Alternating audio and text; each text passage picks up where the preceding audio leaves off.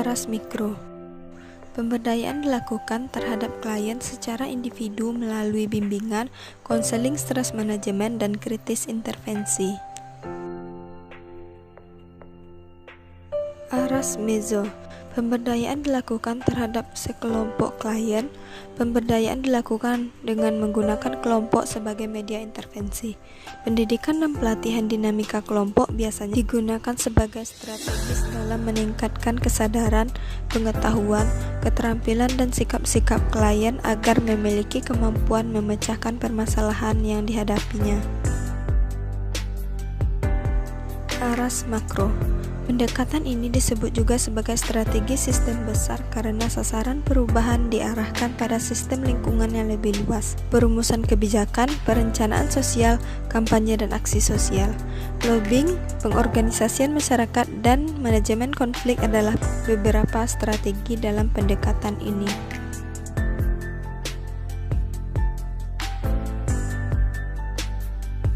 Kader kesehatan masyarakat adalah laki-laki atau wanita yang dipilih oleh masyarakat dan dilatih untuk menangani masalah-masalah kesehatan, perseorangan maupun masyarakat untuk bekerja dalam hubungan yang amat dekat dengan tempat-tempat pemberian pelayanan kesehatan.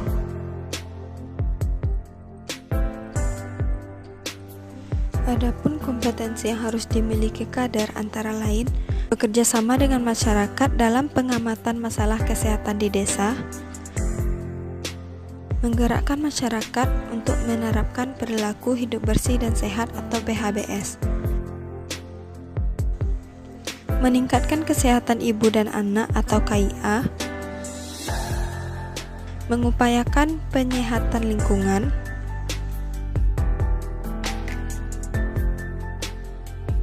mensosialisasikan mengenai keluarga sadar gizi atau kadarzi, mampu melakukan pembinaan masyarakat di bidang kesehatan melalui kegiatan di posyandu, merencanakan kegiatan survei mawas diri dan penanggulangan masalah kesehatan, membantu tenaga kesehatan memberikan pelayanan kesehatan seperti membagikan obat, pemantauan penyakit, serta pertolongan pertama pada kecelakaan. Kompetensi yang harus dimiliki oleh dukun bayi. Yang pertama, pada kehamilan, mengusahakan para ibu hamil di wilayahnya untuk memeriksakan diri ke tenaga kesehatan di vaskes terdekat dengan motivasi ibu hamil saat kunjungan rumah, mengobservasi ibu hamil dan mengetahui secara dini kehamilan dengan risiko tinggi untuk dirujuk segera. Membantu tenaga kesehatan untuk menanggulangi masalah pada ibu hamil seperti anemia pada ibu hamil dengan membagi tablet FE. Pada persalinan, merujuk ibu yang akan melahirkan ke tenaga kesehatan di fasilitas pelayanan kesehatan agar pertolongan persalinan dilakukan secara bersih dan aman.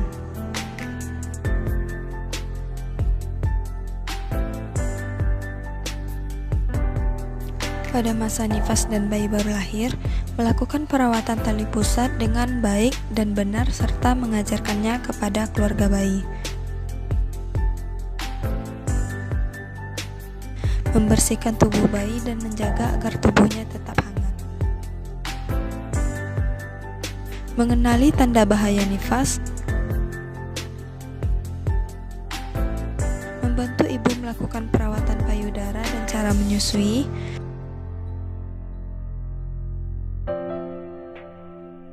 Memotivasi ibu tentang gizi ibu hamil, bayi dan anak, pemberian ASI eksklusif, KB, imunisasi dan kebersihan diri.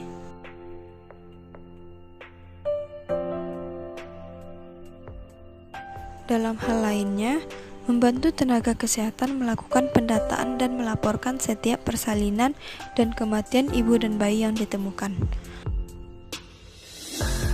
Membantu tenaga kesehatan untuk melakukan penyuluhan kesehatan di masyarakat,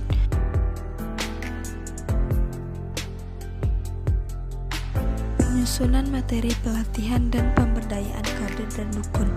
Materi pelatihan pemberdayaan kader meliputi pengantar tentang posyandu, persiapan posyandu, kesehatan ibu dan anak, keluarga berencana, imunisasi, gizi, penanggulangan diare, pencatatan dan pelaporan, struktur fisiologis sistem reproduksi secara umum, pemeliharaan kesehatan ibu hamil, pertolongan persalinan yang aman, asuhan ibu nifas, asuhan pada bayi baru lahir, bekerja secara aseptik, penyuluhan kesehatan secara umum, penyakit yang pada umumnya mengganggu kesehatan ibu dan bayi, dan cara merujuk pasien.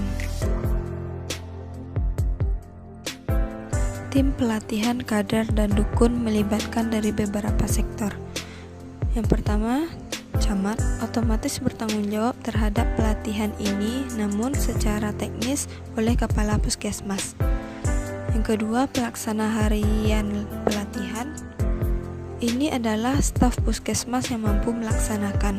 Yang ketiga, pelatihnya adalah tenaga kesehatan, petugas KB atau PLKB, pertanian, agama, PKK, dan sektor lainnya.